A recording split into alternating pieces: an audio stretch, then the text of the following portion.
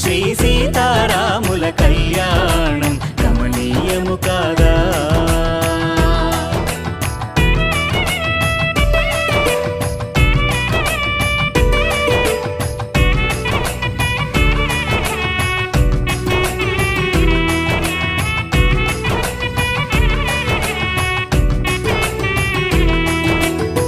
భూదేవికి జనించిన భాగ్యము ఈ తేజము, బంగారు పొలములో జనకునకు దొరికెను.